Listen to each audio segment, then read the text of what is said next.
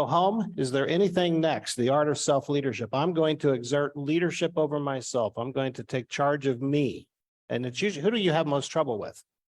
Well, you have most trouble with you, and I have the most trouble with me. It's not other people I have the most trouble with. I see myself daily, and I watch myself do things wrong daily. I've watched me do it. So what would be one or two? Just go ahead and make a note here for just a second. We're not asking you to commit. I'm just asking you to toss down a couple of ideas that may have come out of yesterday or even the day before while we were on stage doing the interviews. I'm going to give you a moment. I'm shooting for two possibilities, not saying you're committing yourself to it, just saying you recognize here's two areas where I could exert some self-leadership and push. Go ahead. Write your thoughts down.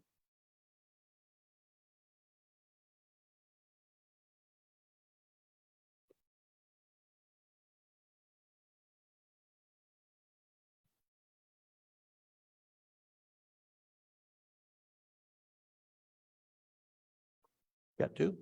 Sweet. Sweet. You got two? All right. You got three?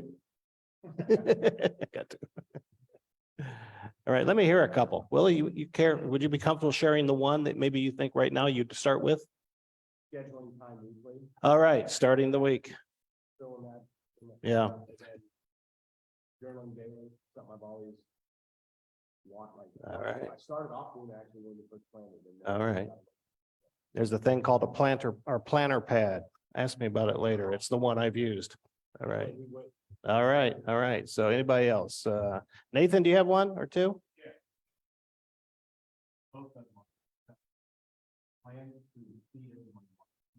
Oh. Yep. Yeah. Oh, yeah. You're no longer walking doors and walking the streets, are you? Yeah, I was gonna say, hey, you did that, and it worked. Knocking on doors worked, still works. It's so old, it's new. And anybody else care to share? Be willing to share? What's one or two things here at the table here? You got anything? Tim, you got anything?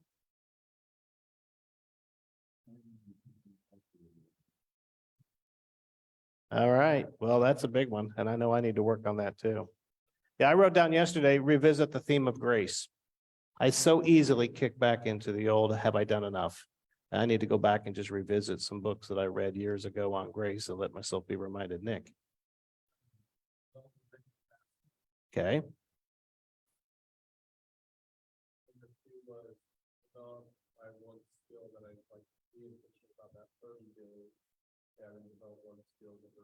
All right. All right. Yeah, give yourself time to do it. I've never done the 30-day focus so much as I just found some things I wanted to work on, and it may just be I'm slow. It takes me more than 30 days, but Mac Lake said 30 days, so I'm willing to give it a shot. But if you're like me and it takes a little bit longer, it takes me longer usually to learn new behaviors.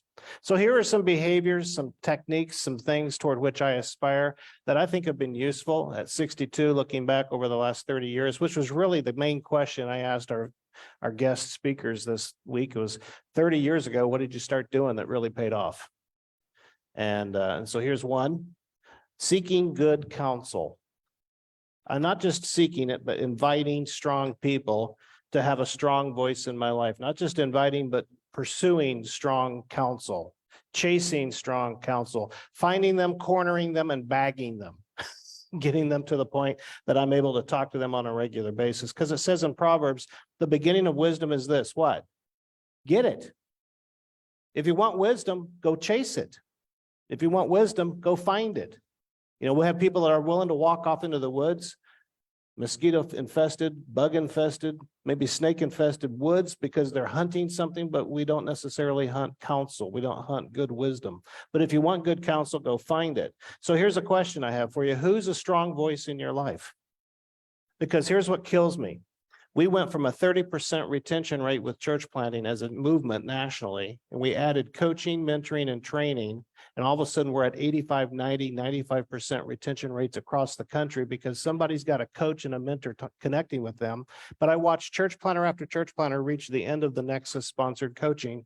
And guess what they do? They stop getting coached. And I don't get that. Why wouldn't you go find somebody or find one of your buddies and start your own little coaching triad? Does that make sense? If you want counsel, you just have to go seek it. So who's proactively strong in your life? Proactively, you're inviting them. You're giving them explicit permission to speak into anything they want to speak. John, do you feel like you have permission to speak into my life? I do too. I feel like I can do that with you. You have to give that. You have to work toward that. So I've sought good counsel, and I've sometimes found myself being imposed upon by good counsel, and I wasn't necessarily excited at the moment, but I've sought good counsel. I've sought people who are going to speak into me. 3 professors pulled me aside when I was in seminary and said, you should never work in an established church, at least not until you grow up. So I guess at 58, God gave me this church to work in. So I'm trying to do that. Dr. Brevard was one of the professors, and John or David Rokup, Dr. Brevard, called me once a month at least for 25 years. And the first question was always, are you being nice to that sweet wife of yours? He must have felt like it was received, or he probably would have stopped calling. Does that make sense? Somebody wouldn't want to do that when it's not really sought for. One of my associates sat me down and reamed me out royally on a prayer retreat one time back at my first church. His last line to me was, I think the only reason God has you in ministry is it's the only way he can keep you saved. Conversation stopped right there. You got a little awkward. But I sought good counsel. I didn't let him go. He was a friend. He was trying to be helpful. He was trying to get through to me. And at that stage of life in particular, but maybe even still today, I don't listen unless I get smacked. And I needed to be smacked. We formed a pastor's advisory team back at my first church, and Greg cringes every time I tell this story, but I formed a pastor's advisory team, and Spark was on that team. Do you remember? And what did you guys tell me? I couldn't come to the meetings. I'm like, what do you mean? I'm the pastor. Like, you can't come to the meetings. They knew the vision I wanted to get to. I was asking them to lay out steps and strategies. And they're like, this will work better, Phil, if you're not in the room. Why? I'll be quiet. No, you still control the room. And so, yeah, I tried to.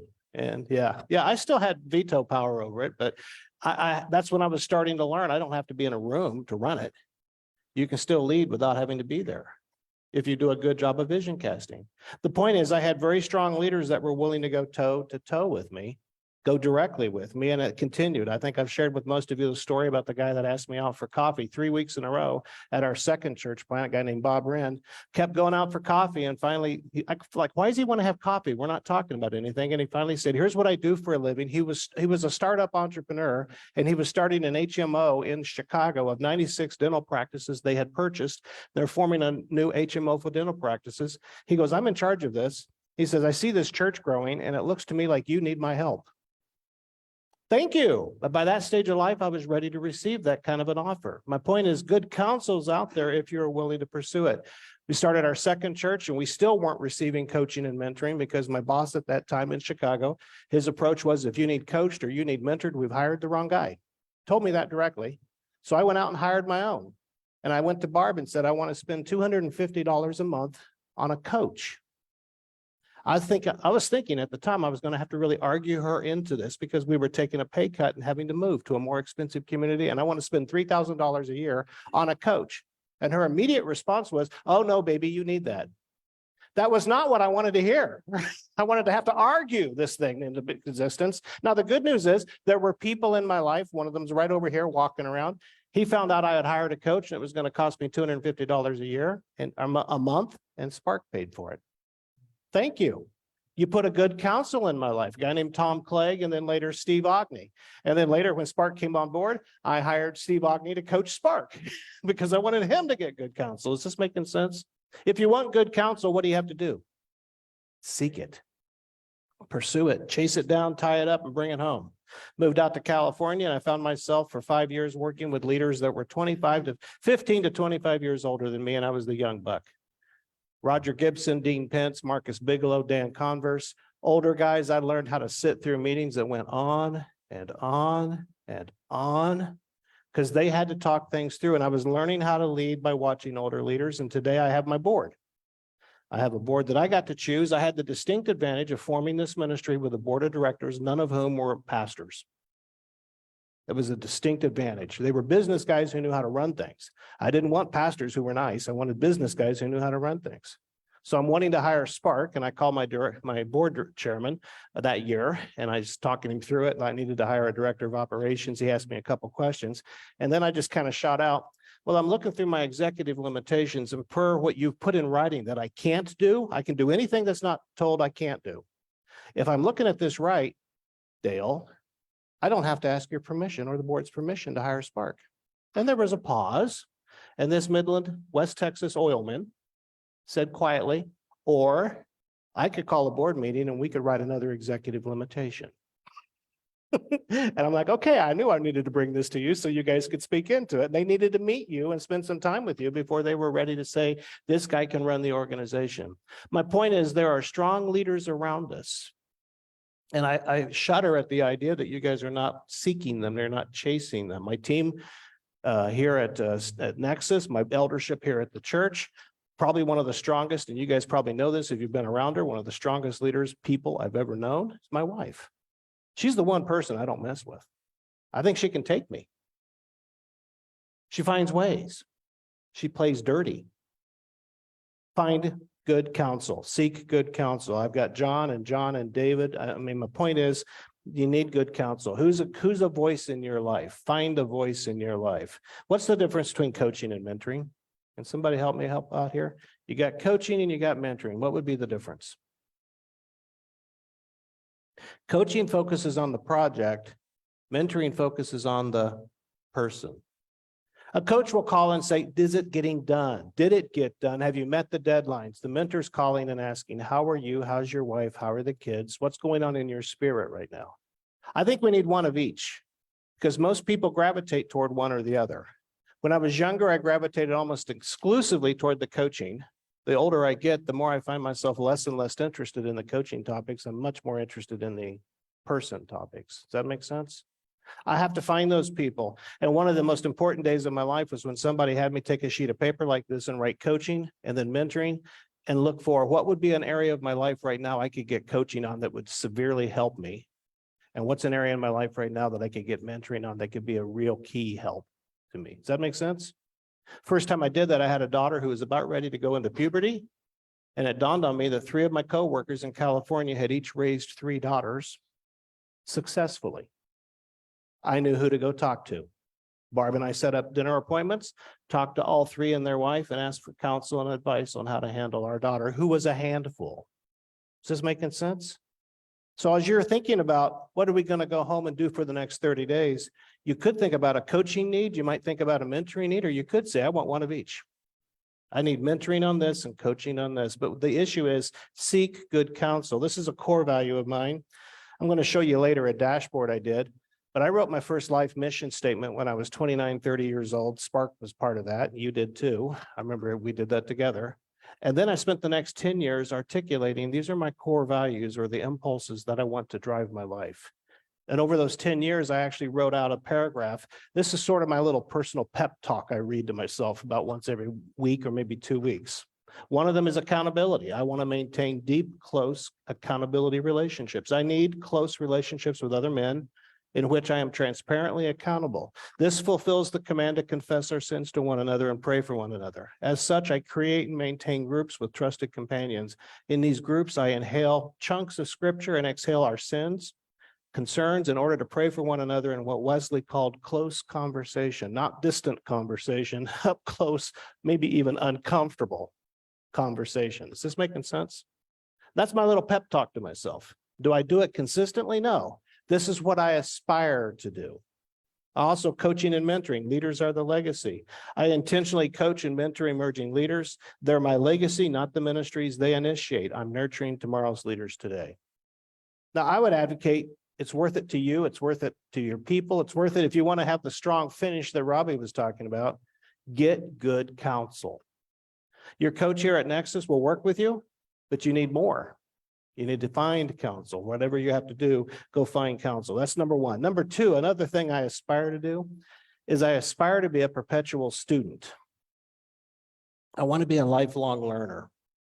I want to find things that I don't understand and continue. I don't want to be the old guy that's sitting and watching TV. I want to be the new guy, the old guy who's still young in his mind and continuing to learn. So early on, The church planning association I was with, this is why Nexus is the way Nexus is. They didn't offer training. They didn't offer coaching. I found mentoring because I had mentors in my life that were separate from them. And I decided I need to find some things. So I pursued coaching, but I also pursued training. Dallas Willard put it this way: never seek to have a place to preach, seek to have something worth saying. That I needed to hear. Seek to have something worth saying. So I complained to my elders when I was at the first church. Spark was one of them. I think I shared this on the first day. I said, I'm going brain dead. I feel like I need to be back in school, but I'm not in school and I can't go back to school right now. And one of our elders said, well, that's your problem. Fix it. So I think I shared this 2 days ago. I called the seminary where I had gone, asked for the course schedule for the coming year. They sent me that. I looked at it and said, if I was going to school right now, what classes would I want to take? I picked a couple, called the library. This is before the internet. You can't do Amazon. Called the library and said, I need the textbooks for these 3 courses. And they bundled them up, sent them to me. We paid for them. And I started reading things I normally would not have read. I would not have had myself read those things. But I just decided I don't want to be brain dead. I want to put myself in course. I want to put myself in school because it is my problem. It's not somebody else's problem. I shared that I was taking Regent courses. This is a list of the courses over the last 6 years that I've gone through at Regent. Romans with N.T. Writer, the Psalms with Derek Kidner or David, Eugene Peterson on David and narrative spirituality. So I order one of these courses and it's maybe 30 hours. Well, there's a month or less of me walking the dogs. Because you can speed these guys up too, to where they sound like Mickey Mouse, but you're moving along. But I've got voice in my head. I've got voices saying wisdom. I'm able to continue to learn because we need to continue to learn. You have to decide whether you want to be a student or not. David used the phrase yesterday, and David, I've heard you say this before. You can either pay for books or you can pay for a U-Haul when it comes to ministry. If you stop learning, the church is going to eventually say it's time to find somebody who's got something else to say. Have you ever run into one of those pastors where it doesn't matter where they start? At some point, they find themselves always going back to one of 3 themes. So the sermon, it doesn't matter where the sermon starts, you're still going to end up with one of 3 themes because they've quit learning. I had a very close friend of mine who never finished a book in college. He was very proud of the fact, and he hasn't read since. He's been in ministry for decades. I feel sorry for the people who have to listen to him on a regular basis. We have to be perpetual students. And so what we need to do is we need to figure out a way to put ourselves into leader care. And so I'm going to draw an analogy of what leader care is. It's like a railroad. So you've got a railroad line and a railroad line. And one line is experience. And the other line is training. So I'm in ministry and I'm getting experience. And I'm in ministry and I'm reading books, listening to podcasts. I'm getting some training. What ties them together? What makes it work? Well, what I need railroad ties. I need to have an opportunity to receive coaching. I need an opportunity to receive mentoring. It's what ties my book learning, my thoughts, my cognitive knowledge. This is what ties that together for me so that my experience can now be tied to my actual learning. I can read a book by N.T. Wright. I can read a book by Eugene Peterson, and then I actually get experience in the field. But what ties it together for me? What's tied it together for me for years is a coach saying, what are we going to get done in the next 30 days? So my very first coaching appointment with Tom Clegg, after I'd gone through the boot camp, our Art of the Start, I basically called him up 3 weeks later, and the first question out of his mouth was, okay, what have you done in the last 3 weeks since you went through training? Run through me the steps you've taken. And I thought, well, now this is different. I've been to conferences my entire career. I take them home, put them on a shelf and forget about them. All of a sudden he's saying, what have you done in the last 3 weeks? Total world change. I needed that coach tying my input together with my experience. Does this make sense? So I need a coaching appointment. I need a mentoring appointment. Then I need another mentoring. And if I'm really in the dumps, I need another mentoring, but now I need another coaching appointment. And this brings it together. But what it also brings together is it creates sort of an entire railroad bed where I've got accountability, but I've also got community. So I've got training, I've got coaching, I've got mentoring, I've got community, I've got accountability, I've got it all packaged together. When Barb and I moved the kids from Chicago and we decided to make the move to Northern California, I read the book Nothing Like It in the World by Stephen Ambrose. It was about the Transcontinental Railroad. And I got on Interstate 80, and I already knew that to look for this because I'd read the book. The route of Interstate 80 was laid right next to the route of the original Transcontinental Railroad. In fact, most of the way you can see the original railroad bed. In fact, a good portion of the way they're still using the railroad bed because it was laid so well they can continue to run even bigger trains along that railroad bed. So if you're willing, you can create a spiritual formation bedrock. You can lay the foundation. Here's my experience. Here's the training or reading I'm going through. Here's the coaching appointment. Here's the mentoring appointment. Does this picture work for you? So where are you missing? What are you missing? You're not missing the experience. You might be missing the training. You shouldn't be missing, if you're in our system, the mentoring. If you're on staff at one of the churches, you need to ask your church planner. We need to have coaching appointments. We need to have mentoring appointments. We need to spend time together. David, whether he wants it or not, gets mentoring and coaching from me. We missed it this morning because of the schedule, but we're reading a huge, nearly 1,000-page thick book on evangelical theology. Whether he wants to or not, he gets to read that with me, and he gets to hear me pontificate on Thursday mornings as to what I believe about certain things. Being a perpetual student. So here's my core value. I'm a self-motivated lifelong learner. I read avidly. I'm a student of the world around me. I invest time, money, and effort in keeping up with current events, learning new ways of getting them done. You can finish reading that. That's my pep talk to myself. Phil, this is who you are. Let's get back to being who you are. Go ahead and give yourself the tools. Find the tools. Be a perpetual student. Any feedback on that? Number 3. Aspirations. I aspire to embrace deep work. Not just work, deep work. I aspire to find time in my schedule. I aspire to create time, to guard time, to protect time so that I can think without distraction. I have a distinct advantage over most of you. I still have fond memories of ministry before there was such a thing as a cell phone. They couldn't find me. If they really needed me, they'd have to chase Barb down. She knew where I was. They couldn't find me. I could go for days sometimes and not talk to a single person. And for an introvert, that's vital. If I'm going to be able to have anything to say on a Sunday morning from the pulpit, I needed time alone with God. Does this make sense? Are you the same? Yep. I need that time. So I aspire to find deep work, and I aspire to retain the fruit of my study. Fred Craddock, in his book on preaching, said you should retain the fruit of your labor. If you're going to preach through the Sermon on the Mount in 2022, then in 2026, if you decide to return to that same passage to preach again or teach, you should not have to ever go back to the same commentaries to read them again. You should have pulled out everything that's useful and have it in the form of useful notes. Keep your notes. I'm not saying keep your sermons. The sermons should probably be pitched. I took on this church and thought, well, that won't be that hard. I got file cabinets full of sermons. Then I went back and looked at them. I was very embarrassed by some of the things I've preached before in the past. It's like, those aren't useful unless I can find illustrations and quotes, stories, jokes. We have to retain the fruit of our labor. We need to slow down today so we can speed up tomorrow. So I get called occasionally, not as often now, but when I was working with Cincinnati Christian University, they'd ask me to teach a course or two. And I remember one time, David, they asked me to teach one of the grad courses, and they had a list of the books that were being assigned. And I thought, oh, before I teach, I at least need to read these books. And then it dawned on me, I've read all the books already, and I even have 12 to 15 pages of notes on each of the books. It was a time saver. I slowed down today so that I can speed up tomorrow. And frankly, I'm still, because I don't have time really to do the type of study I need to pull sermons together.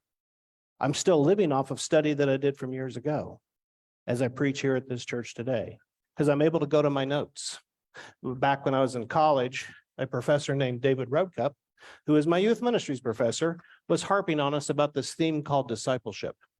You remember that? And he advocated that we should all get the book, The Training of the 12. You don't know that. I was going to show this to you, but I forgot to. I thought, well, he wants us to read The Training of the 12 by A.B. Bruce. This thing must have been written in like 1400. It's written in this English language that was so hard to read. Have they edited this or abridged it or updated it? Well, this was a pain to read. But somebody who I thought much of suggested that I should read this book. So I'm 23 years old, 1983. I start getting to the office early at the church I'm at part-time, and I just started in chapter 1. And then I got this little notebook with sheets of paper that weren't even necessarily already done. I had to cut them and do them myself. This is my, before we have a computer, notes on A.B. Bruce. Every chapter I would then do a quick summary. And then pretty soon I found I was using this to teach my youth group. I've kept it, even though it's pretty much useless because this is my handwriting from 1983. But I've retained the fruit of my labor. I slowed down then so I could speed up in the future. Does that make sense? It's something that we can all do. I had a program called Citation where I kept quotes and illustrations and things like that. They're now in my Evernotes. And in my illustration file in Evernotes, I've got 1,900 quotes, stories, jokes, long sections. I've got things in there that I can just go pull and use. So the secretary reminds me, she shouldn't have to, but she reminds me on Thursday morning, pastor's notes due by noon. Oh yeah, I'm supposed to do that. I just run to Evernote, come up with a theme, hope, type in hope. Here's all these quotes or stories or illustrations that I've been able to use now quickly because I took the time to save them in the past. We have to create ourselves. I aspire to create deep work or give myself opportunity to pursue deep work. We had a Catholic seminary near our house in Mundelein, Illinois, St. Mary of the Lake. They could accommodate 3,000 students in housing, dorms. They only had 30 students at a time. They had a 350,000 volume library. I just started hanging out there. No cell phone. Barb knew how to call them. They would come get me. But I was able to find vast stretches of time where I was able to work on things without interruption. The office didn't work for me. An office doesn't work for me. I need to be someplace where I can be quiet. Or Barb today, she's already looking for next year. She'll schedule me 3 weeks to 4 weeks of just silence. Sometimes I go out of town. Last time I did it, I went to the River Walk in San Antonio, which doesn't necessarily sound like a great place for silence, but I basically would go to my room and read. I'd get up early in the morning, walk the River Walk, nobody's out. Then I'd head for my room. I would be quiet for the day, go find dinner and be quiet. Now that's a strange place to go do that, but it worked. And you have to give yourself a book allowance. And you either need to give yourself a book allowance and put it in the budget, or Tim, somebody at your church needs to make sure he has a book allowance. Does he have a book allowance? Resource allowance? He does now. My first church started me at $5 a week. This is 1988. Then it went to 10. Then it went to 15. Then it went to 20. And then it landed, by the time I left them in 2000, it landed at $25 a week. I was amongst a bunch of educated people. Their attitude was, if you're going to speak on the stuff you're reading, we want you reading, because they don't want to be bored. So I had $25 a week, which was a lot of money back then.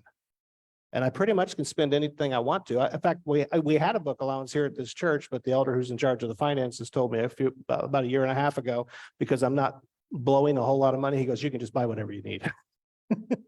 So I don't necessarily have a budget, but I can spend things, and retaining notes. So I read, and some of you have seen these, I'll read and try to pull my notes together so I don't have to read the book again. I can just flip to my notes on that book. Is this making sense? Give yourself opportunity for deep work. So it's a core value of mine.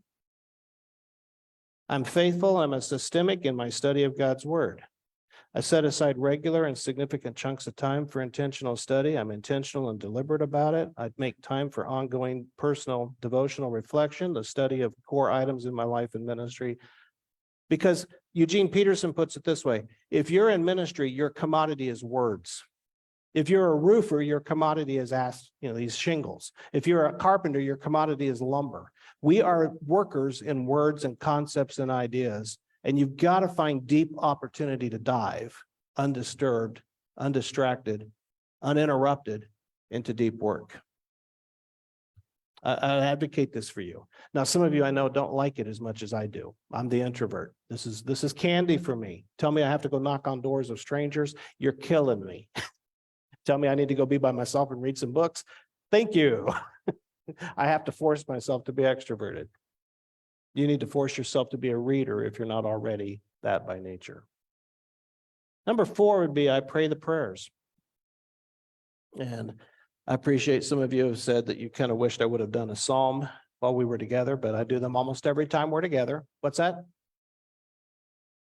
Pray the prayers, the Psalms.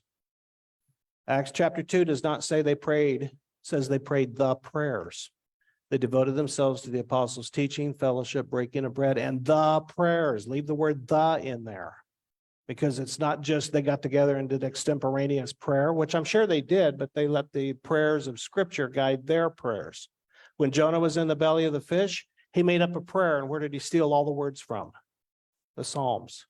When Mary discovered she was going to be giving birth to the Christ child, the Magnificat occurred. It emerged. Guess where almost every line of the Magnificat was stolen? The Psalms. Jesus was on the cross dying, and where did he find the words to pray? The Psalms. Paul and Silas were in the Philippian jail, and what were they doing? They were singing the Psalms. The early church went to the Psalms more than they went to any book to explain what had happened in Christ. So I aspire to become part of the family of God that is devoted to and addicted to the prayers, the Psalms. And what we need is a slow obedience in the same direction down that path. One of David Lamonier's elders gave me this a couple of weeks ago. I went to preach for Epic Church.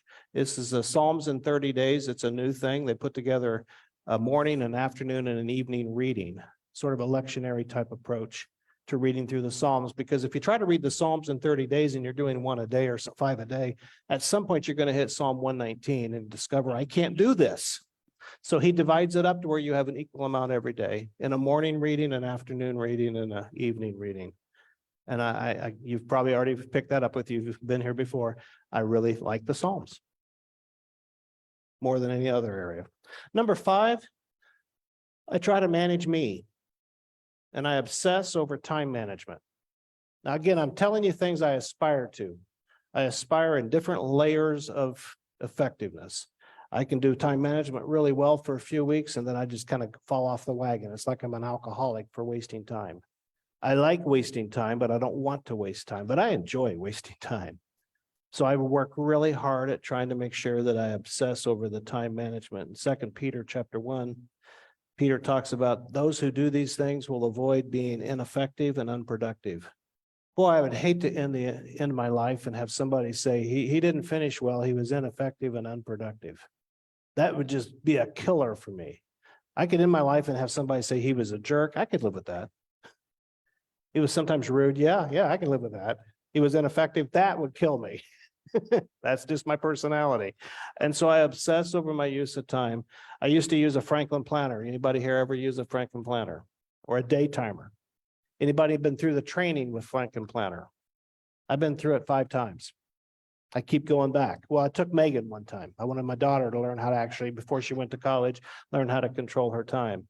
And it was very useful for her. I was even gifted one time by Carl McAvee, a friend of ours in my first church. He won a time management course at some event he went, but it was 8 weeks and he couldn't do it. So every Thursday night for 8 weeks, I went for a 3-hour training, this module where they focused on time management. Because that's the one thing I'm bringing to the table. As a church planner, I had no people, had no money, had nothing going for me. I did have some time on my hands. So let's at least use my time wisely and try to do something with it that's useful. So I try to plan my week in advance. I try to settle in on rhythms. My current rhythm is I wake up early when Barb's alarm goes off about 5:05. I get up and have my quiet time. And then I usually have a 7 o'clock phone call, either with someone in the church or someone around the country. And then about 8 o'clock, I try to take the dogs for a walk where I listen to books. And then about 9 o'clock, I'm done with that. And it's time to work. And from 9 till about 1 o'clock, you guys know not to bother me.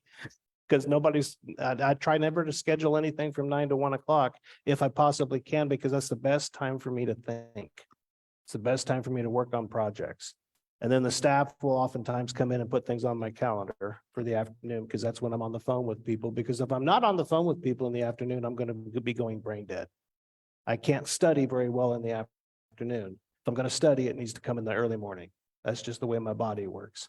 By the afternoon, I need to be talking to somebody, or I'm probably going to be wanting to take a nap. Is this making sense? And my evenings are useless because we're up at 5. I'm brain.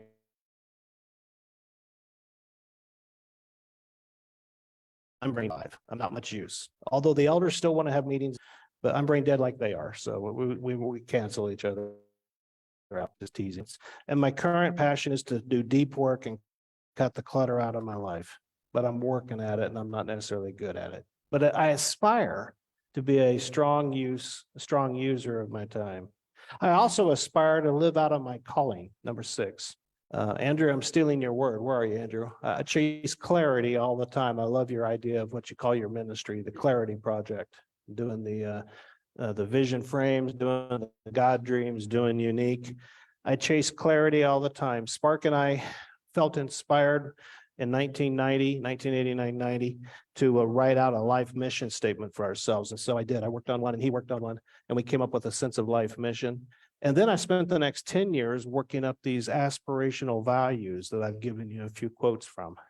Took me about 10 years to think through what's most important to me. It scares me to hear that young leaders go through Unique or something like that and immediately think they've got their life planned.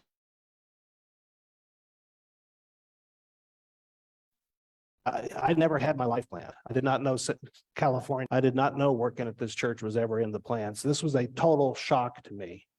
But I had a life plan that it fit into. That makes sense? And so I worked toward clarity, a vision and values. And my current dashboard, and John Honnold and John Derry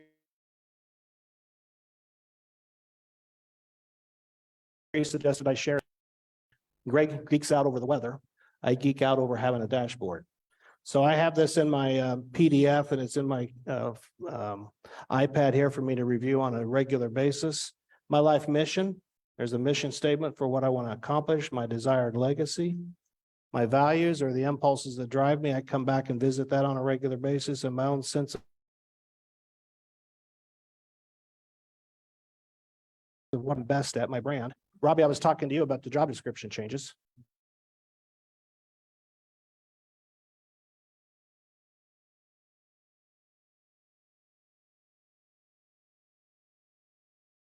I've gone through at least 4 distinct job description changes, all the big rocks. What's important at Nexus over the next 6 months, or next, what has to be done immediately. And we also started using an idea from Sean Lovejoy of the 5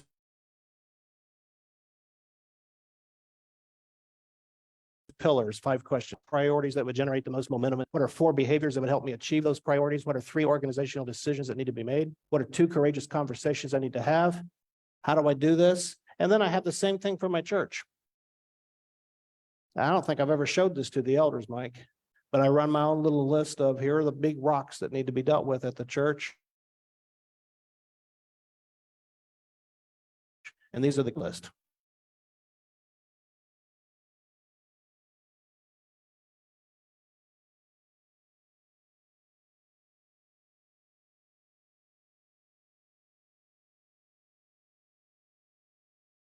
Together, and it's in a PDF, and I can take my pencil anytime I want to and draw all over it and then update it later. And then we look at the God dreams. So Andrew, we have a vision frame you helped Nexus develop. We also have a vision frame that we did with Central, and we lay out here's our mission, our values, our strategy, and then we look at our God dreams for both Nexus and for the church. So on a weekly basis, I can just quickly summarize, because I'm trying to run a church and run Nexus at the same time. How do I do that? Well, it's got to be real clear and simple and right in front of me. And it also has to be in such a form that my board or my team can speak into it at any given time. And then I have some quotes on spiritual formation that I find inspirational to kind of come back to. This is just me pep talking myself again. Psalm 62 says, my soul finds rest in God alone. My salvation comes from him. But then he comes back to that same theme. He says, find rest, O my soul. He's talking to himself. This is my way of talking to myself. Yeah, Brent. Oh, I can. It's personal. What?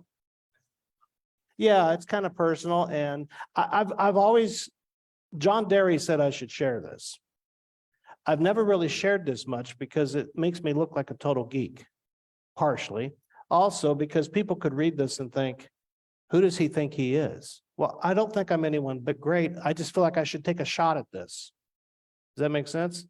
Or you could read this and say, really, he's going to waste his time on that? But yeah, I'll send that. If you really want it, let me know. Yeah. Now, 5 key questions. Yeah. We advocated these 5 key questions in the Bonhoeffer thing, but most of the guys just got irritated by it.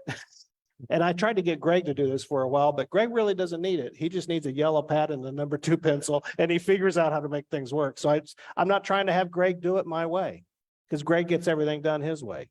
But I need this level of detail or I get lost. Yeah, John.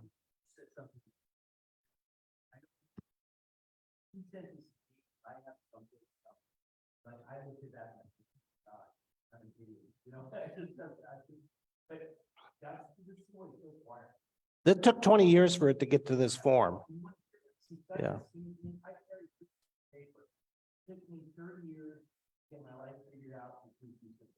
Well, you shared yesterday, you got 6 or 7 things you're willing to invest in, and that's it.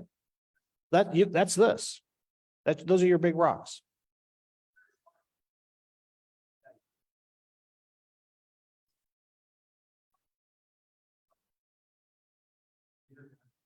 The only pages that get changed are my big rock pages.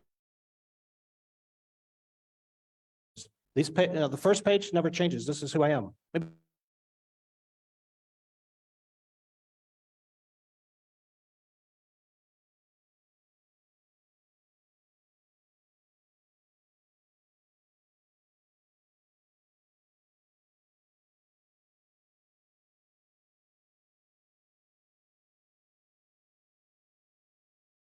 says to Phil, you're supposed to be a good husband. Phil, you're supposed to be a good dad. Phil, you're supposed to be following Jesus. This is my little pep talk to myself. I find it helpful to live out of my calling. And my fear for young leaders is that if not careful, writing a life mission statement early can be the most selfish thing in the world to ever think about doing. I wrote a life mission statement, but then I gave God time to actually tell me whether I was on the right track or not. Because it's really tempting as a young leader to think through, what do I want to do? And then you're forcing something on God as opposed to God bringing it to you. Feedback or questions? Is this making sense? How many of you have been through something where you have a life mission statement written out? Awesome. The reality is almost all of American industry, business, religious life are led by people who do. People who don't find themselves distracted way too easy. Squirrel, squirrel, squirrel. And I like squirrels too. So living out of my calling, I aspire to this. I work at this. So I'm not saying I've got it down. I'm just saying I aspire to live out of my calling. So I work at that document on a regular basis. It gets pulled up and revised every week because I don't know how to function any other way. Number 7 is try to stay fresh spiritually. I aspire to keep things fresh. I love oatmeal. But if all I had for breakfast was oatmeal, after about 2 weeks, I'd stop eating breakfast. And I think a lot of us stop having a quiet time. And a lot of us stop pursuing God because we don't have a variety. We don't have much of a menu for breakfast. Does that make sense? We've got 2 or 3 ways that we've been taught to pray, and we use them, and then they get boring as all get out. And so we don't have something to do instead, and so we quit. So I try very hard to create a large menu for spiritual nourishment for myself. And I think sometimes people stop taking care of themselves because they have an inadequate menu. So here's some ways that I found that it helps me be spiritually effective. One is I do use the ACTS formula. You guys remember that? What's the A stand for? Adoration, or what do I admire about God? Adoration is one of those church words. If you're going to use this with unchurched people, what I admire about God. C stands for confession. I still use that with new people because they need to learn that. T stands for Thanksgiving. And S stands for, see, I had a lady, Dorothy, lady in my first church, not churched. She didn't know what supplication meant, so she changed it to suggestions. Here's my suggestions for God. And I thought, that's perfect. Isn't that what we're doing? Here's my suggestions for God. Rather than supplication, here are a few suggestions. I would really like to see this happen in my husband's life or something like that. But the ACTS formula gets really boring for me. So then I found the Jesus prayer. Lord Jesus Christ, Son of God, Savior, have mercy on me. Can you finish it? A sinner. And I use that one when I'm really worked up because I still have a trigger temper. I hope you guys don't see it, but I do. I've always had trouble with my temper, and I can go there really fast, and I need to calm myself down, or I start getting really worked up really fast. And if Barb's not next to me, because she'll put her hand on me, and for whatever reason, that calms me down. But if she's not near me, I start doing breathing exercise, breathing in, Lord Jesus Christ, Son of God, Savior. And then I breathe out, have mercy on me, a sinner. And I find myself in meetings sometimes that you guys may be looking at me wondering why he's got that look on his face. What I'm doing is the breathing exercise. Because I need the Jesus prayer to calm down. I've also started experiencing with an inner room. I think the Greek Orthodox call that the Pustina. That's what David, you given me permission yesterday, David, by talking about your image of Jesus coming and giving you a hug. And being, I used to do that, and then I got weirded out by it, stepped away from it for a long time. But I had this thing that I was coached by some stuff I was reading on spirituality, where it was like there was a meadow and a little cabin, a little wood cabin, and I would go there and just kind of sit and talk to Jesus. And I don't know why, but it helped me pray. But then, like I said, it wasn't how I was raised. So I stopped because it just felt weird. But I may go back to being weird again. So thank you. You empowered me. So Lectio Divina, you guys remember that? Read a passage and then read it again. Then let the Lord kind of bring a word or a concept to your mind and then focus on it. And then just, this is more structured than I normally want to be. But I have found it helpful, and David, about a year ago, pushed me toward that again. I also found that the one-year Bible was helpful. You guys ever see these? How many of you have used a one-year Bible? How many of you have completed? You basically have a reading in the Old Testament, the Psalms, the New Testament, and it's laid out to where you just turn to the day of the year, like June 12th. Here's what we're reading. No, I went through this at least 8 times, and I've got 4 different translations of the one-year Bible, and I got bored because oatmeal gets boring. So then I found a one-year chronological Bible where they break the Bible up, at least according to this guy's opinion, in what order were these passages written. Read that at least twice. I kept looking for other ideas. I also found the Guide to Prayer, which is the thing that took me to the Psalms to begin with. And there's 3 volumes of this. So here's 3 years of my life. I worked my way through it, and then I worked my way through it. And actually, this one, the first one, I've been through it twice. It's the thing that sent me to the Psalms. It's the resource that got me started on the Psalms. And then I just found spiritual readings. Like, who do you read that would be spiritual readings? Who's fueled you or fed you? It's not so much a Bible, but it's just a spiritual reading. Tozer, okay, who else?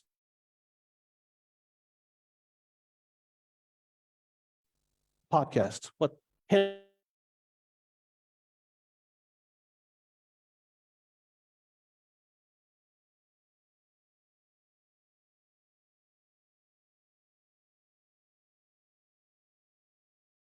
Allen around.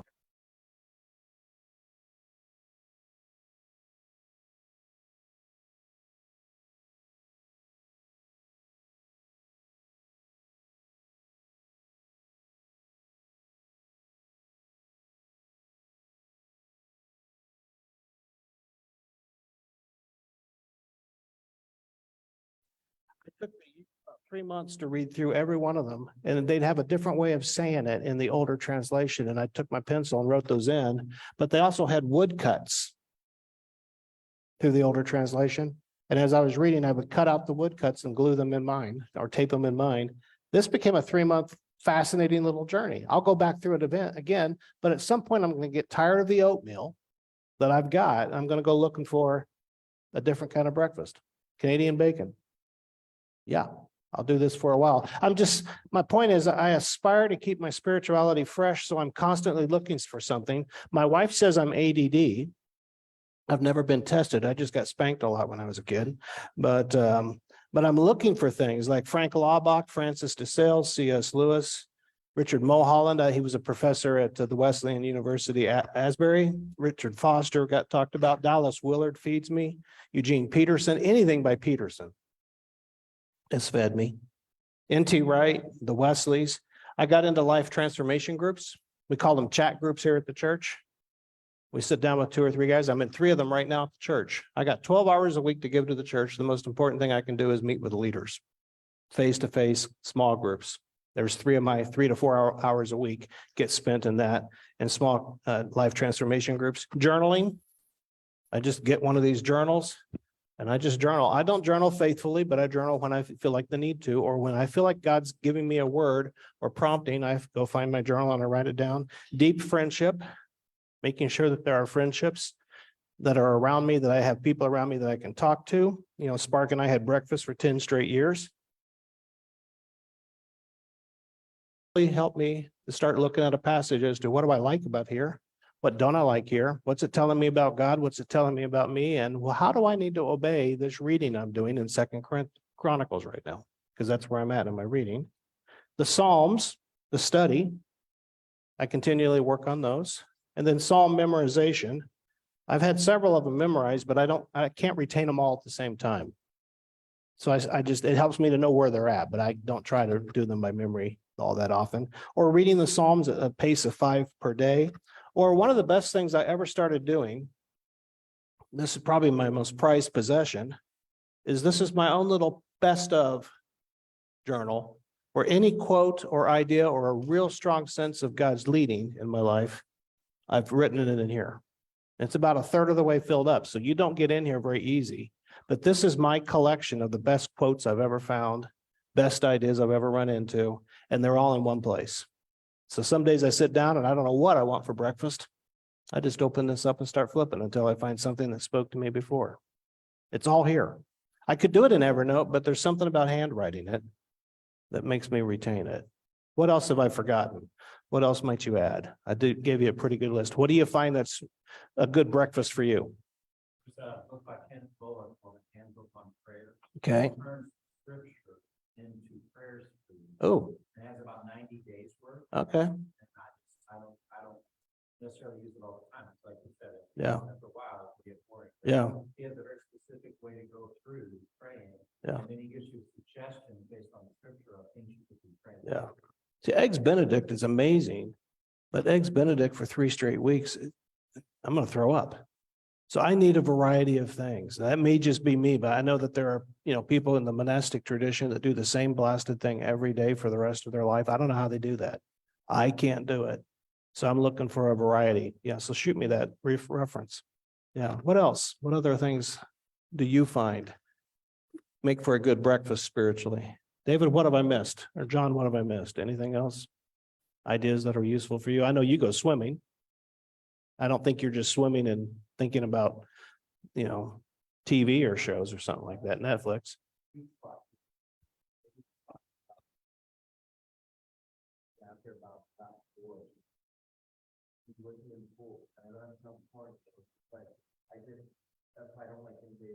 You're in a room full of Christian church guys, so Jesus with you in the water fits well with our theme here. There's a baptistry if you need to be baptized, John. And so anything else? Yeah. Yeah. Okay. Yeah. Okay. Yeah. Reading the Gospels. Okay. My point is that if you guys are like me, and I think most of you are, if you do not have a variety of things to do, you're going to probably stop doing it. Has anybody been guilty of that? I know I've watched me do it more than a few times. So it helps me to have a repertoire so I can jump to a bunch of different things, and I'm constantly looking for something else. And I have a core value about it, pursuing a with God life.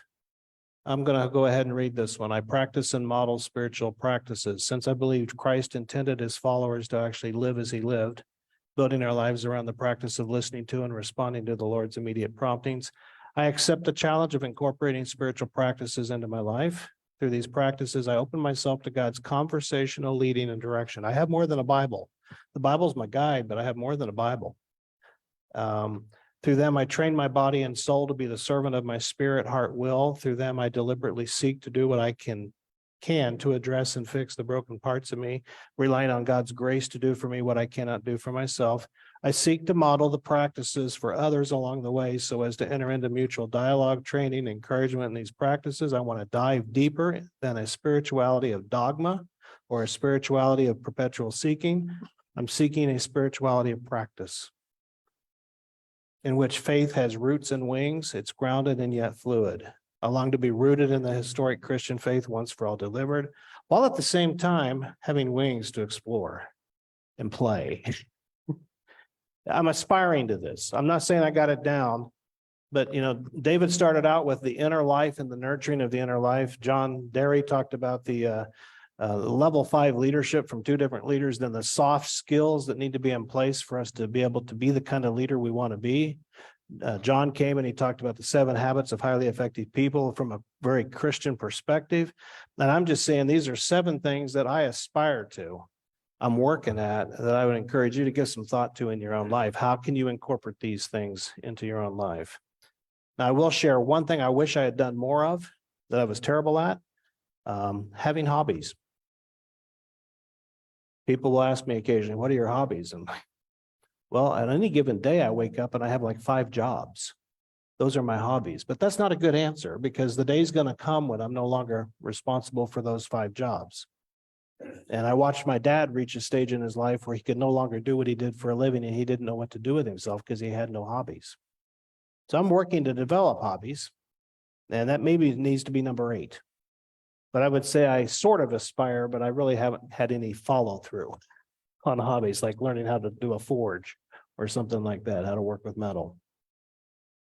So what we're looking for is a long obedience in the same direction. That's kind of where Robbie went with the whole theme of finishing well. And I found this quote years ago by a Friedrich von Bodelschwing. I actually kept the quote just because it's fun to say his name.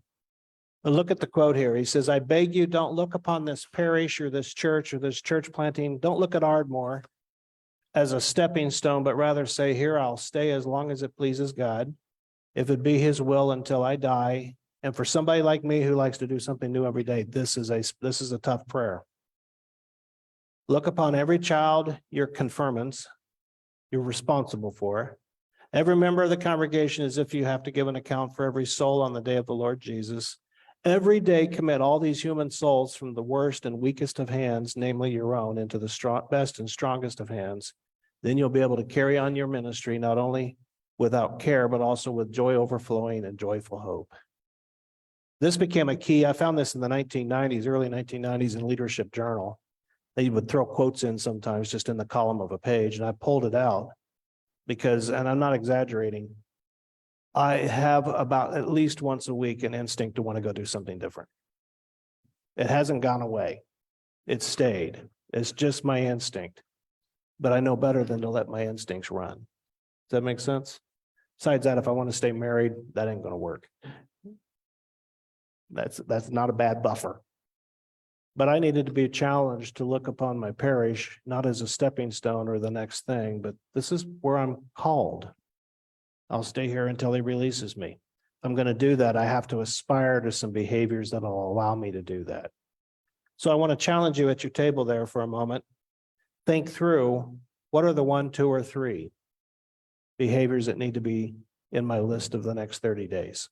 And I'd like to give you a moment or two to just jot down. You've probably got 1 or 2 already. Is there a third? And it may have come from me or it may have come from David or John, but is there a third? Because I'd like to have a team, like I know the team in Nebraska is probably going to talk on the way home. I'm assuming. No, not at all. All right. Don't worry. Yeah, okay. The spiritual team from Hastings will be. And I would like for you guys, Kurt, I'd like for you to have somebody here that's your buddy. You just buddy up and say, let's follow up on this. The same thing with my coaching. I hired a coach and 3 weeks later, what have you done? I hadn't done anything. There was a life change. Okay, I'm going to have coaching now. I actually have to do stuff. I'd like this to not be a conference or a ThinkNEXT you came to and you just heard great ideas and then went home. I'd like to know, Robbie, you're going into a new job. What would be the 1 or 2 or 3 things that 30 days on this, then 30 days on this, and then 30 days on this? So let me be quiet, give you a moment or 2 to work on this, and then we'll come back together.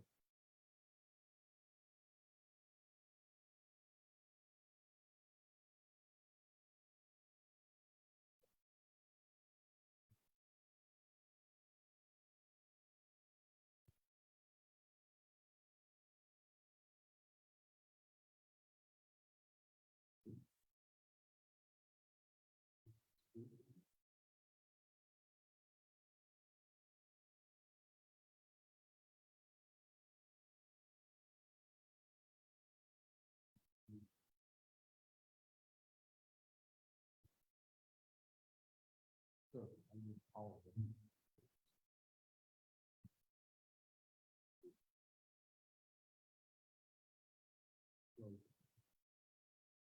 Slow down.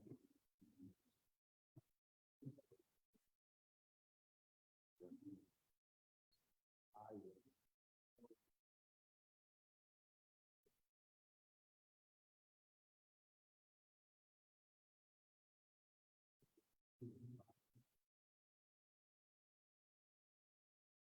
Yeah.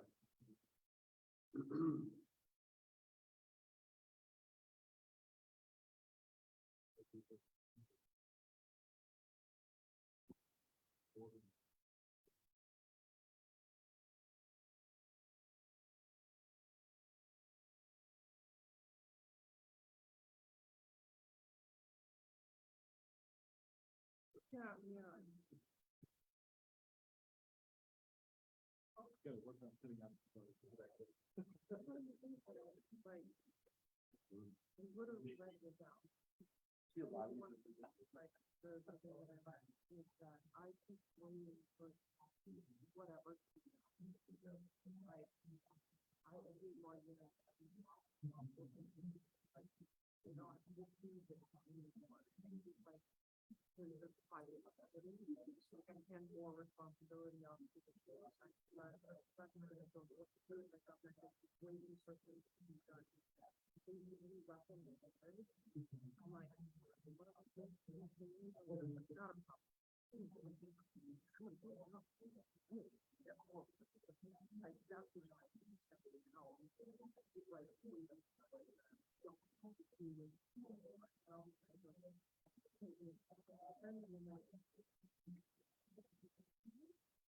like, finding a meaning and purpose in anything. What I mean, I know, you know, this is, and then when male, female, so like, when you find like a female that's older than me, married, longer, and then, look, I'm not a homeschool mom, but there's as well. And like, so I'm wondering, at any of like, what's that, instead of having one or two,